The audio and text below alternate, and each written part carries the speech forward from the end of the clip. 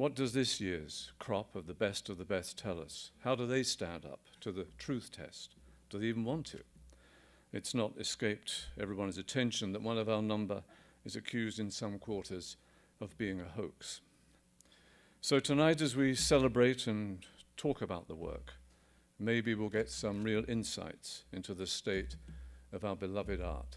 What happened was that Banksy came to us with the idea, and then he kind of left us alone for a while because we had a lot of work to do with the rushes, and he kind of gave us a lot of room with that to find the story. And really, Banksy wasn't particularly interested in being in the film himself. He didn't start off with that idea. That was more something that came from us, from me and the editor, that we thought that we needed his take on this story. It actually started off being his attempt to tell the story of street art through this guy Terry's rushes. Terry had been filming for a long time. Yeah, in fact, I mean, Banksy came up with the idea of taking over the film, and then sometime later he approached me to. I mean, what do you think when people do say this whole thing is a kind of joke?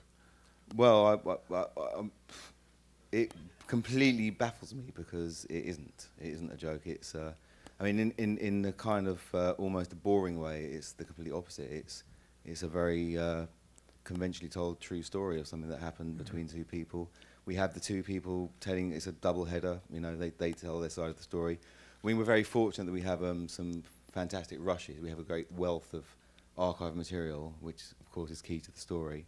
The story was happening in the real world. Terry went off, and I mean, when we heard that Madonna had commissioned Terry to do her album cover, we literally all fell off our chairs. We couldn't believe it. We simply couldn't believe. And of course now people think the power of Banksy is so great that he somehow influenced Madonna to make Terry. You know, all of these things that were happening in the real world were a revelation to us, and nothing that we'd ever expected. Is he pleased with the film?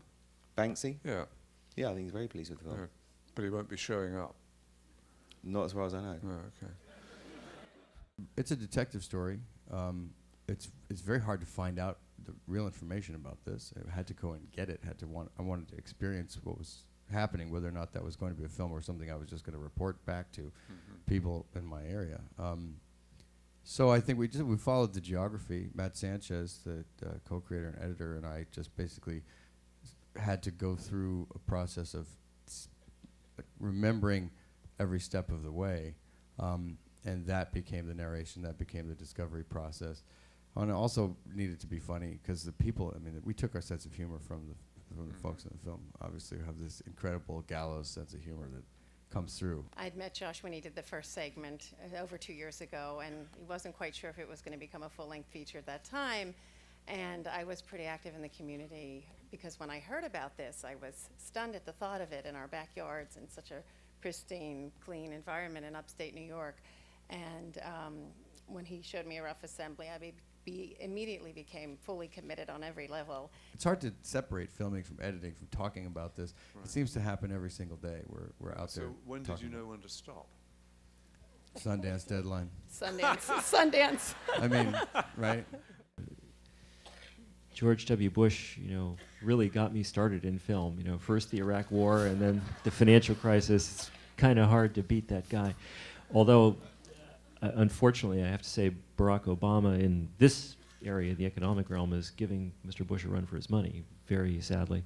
The film is, unfortunately, about the ways in which an increasingly criminal and remarkably powerful industry has hijacked not only the machinery of finance, but the United States government and its ability to make policy, and also, as we were discussing earlier, the academic institutions and people who should be able to criticize these things and speak openly about them.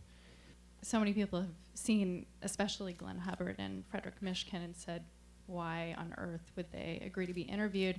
And they said yes so easily, and I think it's because they had never been challenged on this subject before. And we had interviewed Glenn Hubbard first. He's the head of Columbia Business School. And 2 weeks later, we wanted to interview Mishkin, who also is at Columbia Business School, same building. So we really didn't think we were going to get away with it. Because if you've seen the interview with Hubbard, he's clearly very unhappy with us. So we showed up with a very small crew that day. I kind of tried to dress like a student a little bit. Charles wore a baseball hat, which he never wears.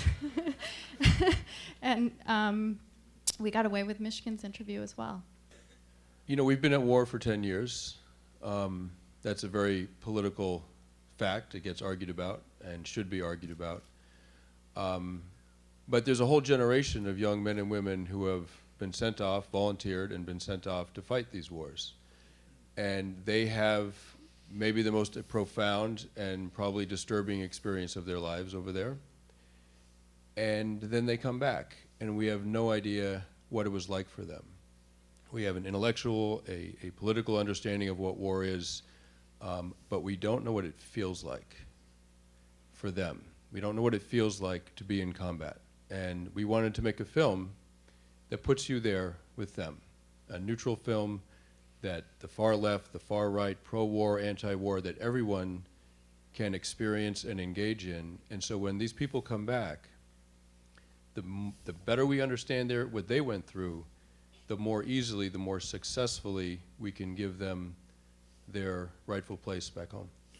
You know, I watched recently through Twitter the proliferation of the film, and the one thing I've noticed is Twitter combined with Netflix has meant that although we had a theatrical across the country over the summer, played in over 300 theaters, the film is really gaining ground recently because there are a lot of people in this huge country that don't necessarily live near cinemas that will put out these kind of films, and yet they want to see this information. And I think already social media is having a huge impact on our industry and our business, and you know, I think that's a good thing. And at the same time, we need to get out there and document, and that, you know, I think that these people do want to see real life because they understand that real life has a bigger hold over them than anything that Hollywood can make up.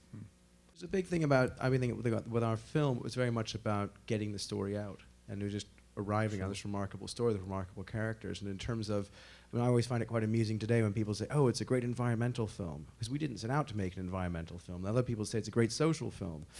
We've got Bolsheviks who love it because the workers are getting together, and we got capitalists who love it because these guys are creating a little new company.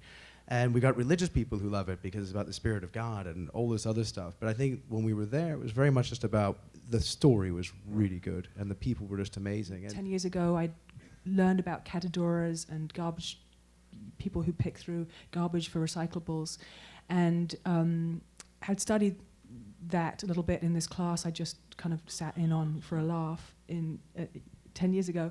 I knew that project would be all the rich food for thought that I think Wasteland generates.